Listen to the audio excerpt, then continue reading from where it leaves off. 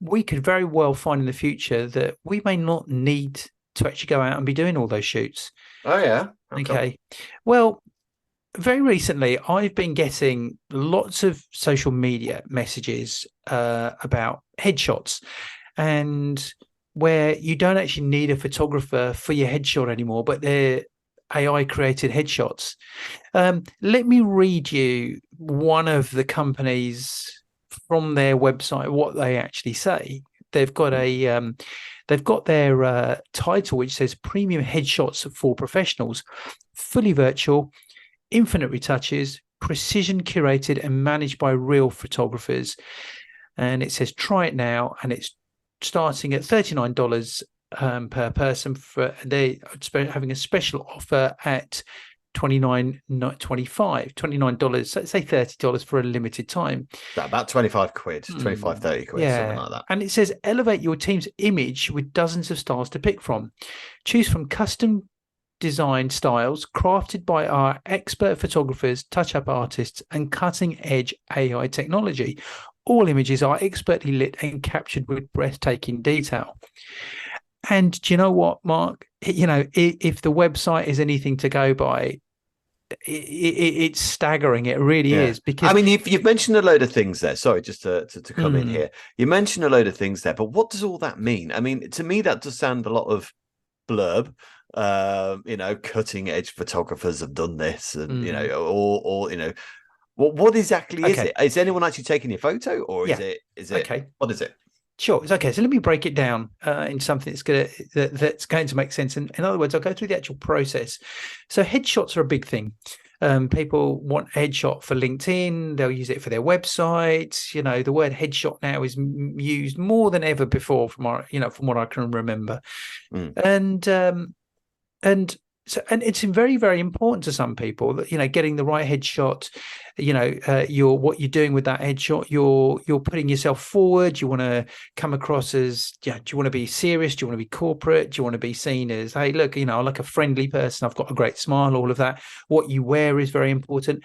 And I now and now more than ever, there are specialist headshot photographers, Mm. and some of the stuff that I see photographers, that what they shoot with the headshots, that they do look really, really good. But the way this works is that it basically says it's this is the ultimate solution for professional headshots, and it says upgrade your image in under 5 minutes of setup without the hassle of a traditional photo shoot. This is the worrying bit for photographers, Mm.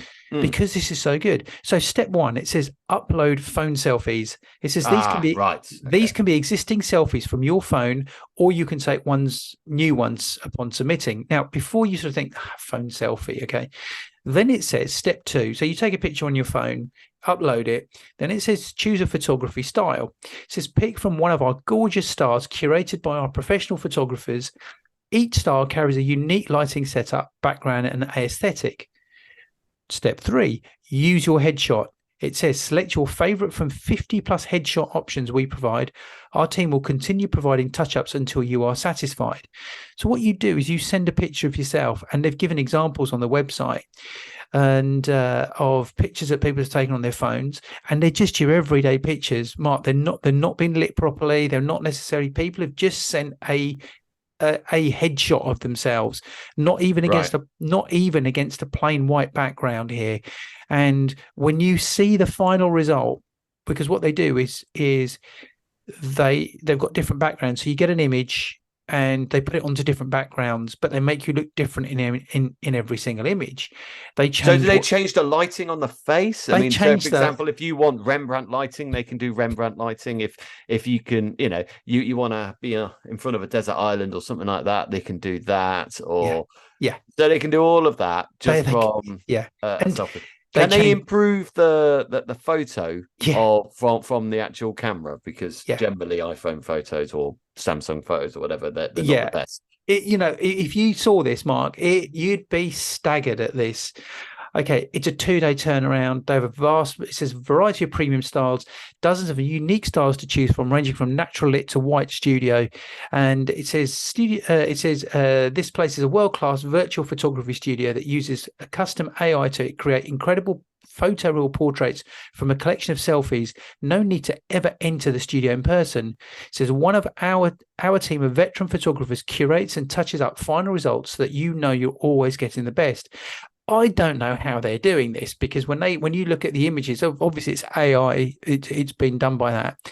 But the what they produce looks so different to your selfies that you're sending in. You look at the same person. Okay, so let's get this right. You don't look like a different person. Right. Okay. It looks like you, but yet they're changing the whole image and the whole feel and the whole background. It looks, the final result looks like a high-end headshot, beautifully lit by a photographer. And I really do think, we've spoken about this on the show many times. Oh, is this the end of photography? All of that, AI is taking over and everything. This is the first time that I've really seen something that could possibly affect your everyday headshot photographers. A company comes to you and they say, hey, look, we've got 10 members of staff here, we've got 50, we've got 100, we need headshots. It's a no-brainer to use something like this. Well, certainly would be cheaper, considerably cheaper and quicker, and a lot less hassle.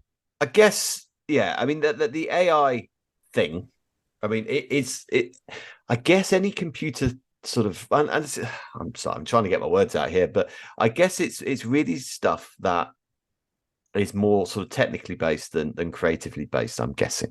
So that's where AI is really going to sort of make an impact in the photography industry. So, for example, headshots, they generally have specifics that are going to remain the same. So it's going to be head and shoulders. They're going to be looking at the camera. So whatever headshot you do, generally, they're going to be looking at the camera and it's going to be headshot. So that's something that AI can do. It knows it needs to be that. It needs to be those parameters, as it were.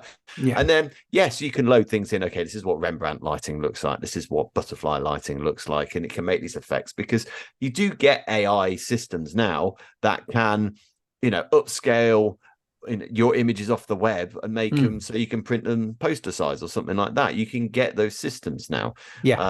So that's so I guess that's what they do with the pixelation or whatever it is from the smartphone. So and that's how it works. But the one thing I will just say, and this is, the reason I'm trying to say this as politely as I can, because I don't mean any disrespect to head photographers, because it is obviously a skill, but there is a certain type of automation that can happen with a headshot. Do you know what I mean? Most people, it's like a bit like a passport shoot. It's going to be a white background. It's going to be head and shoulders. You got to fit in these parameters. So yes, it's no wonder AI can take over from that. But it is very different to doing what I do, for example, with family photography, having to reason with a 2-year-old to make sure that they do what they want to do so I can take the photo, or like what you do with wedding photography. You got to organize everyone, put people into groups. Same with graduation photography. You've got if you've got 13 people in a family who want to have a picture, you've got to make sure that you can position them right. AI can't do that. AI can't interact with people to get the photos. So yes, I think certain elements of the photography industry will have issues. Headshot photography may be one of those. I guess maybe product photography in some respects might have that issue as well, because yes, there is an element of creativity, but there's not an element of interaction. No, but I've heard about how product photography at the moment, that it's not great with the AI at the moment, but they're really developing that, because you'll have a product. You work for a company, you've got a product, and the way it's going is that you won't ever need a photographer to photograph that product, because it will do it for you. You'll be able to just take it on your phone, and it will change it. Because the example I'm saying, there's a picture of a guy here, again, headshot. Okay, so someone's taken a photo of this guy on their phone, and it's just face on, top of the head to just below shoulder level. Okay, and they've taken it outside, and you can see the street behind. Now, what AI has done, it's taken that head and it's given you an example of, it's put his head on and shown his new headshot as a doctor. So what it's done, in his original image on his phone, it's been taken with him wearing a grey t-shirt. Doesn't matter what t-shirt it is. Yeah, just Now they've done a doctor, and on that doctor, he's now wearing a white shirt, a blue tie, a doctor's a lab coat. He's got a stethoscope around his neck, and he's standing in a lab.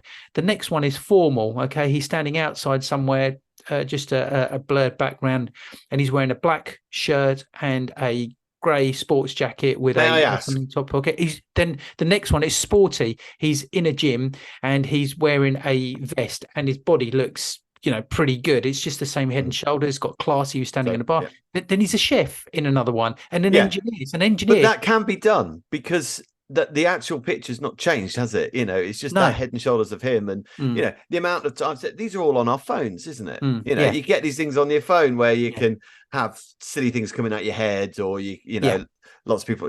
I know there was a phase, wasn't there? I saw it on Instagram all the time. We have it's normally the girls have to say with hearts or around the head or bunny ears or something like that. I mean, it's just and the next step from that, I guess. It but is because the general photo, there's no movement in the photo. You can do that.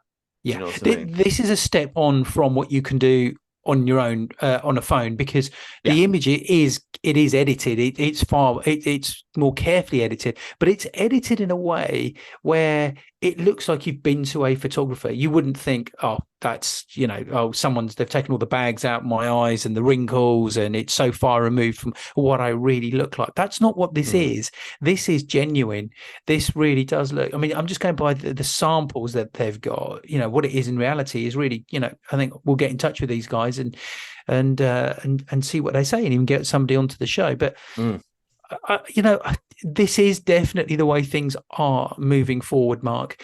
And we see that since COVID. It's that thing of, the number of meetings now that we do via Zoom or Teams now. How work is shared online now, and people are becoming more and more tech savvy than they ever were before. And they're aware of all of this stuff. And photographers, photographers will always be needed, but in a different format to the way they are. But if you are a headshot photographer and you really do market yourself and you really specialize as a headshot photographer, I'd be a little bit concerned. I really would. Well, same with product photographers, I guess, because this is going that way too. I mean, I guess we've got a long way to go before this becomes an absolute issue for people, but it's on the way.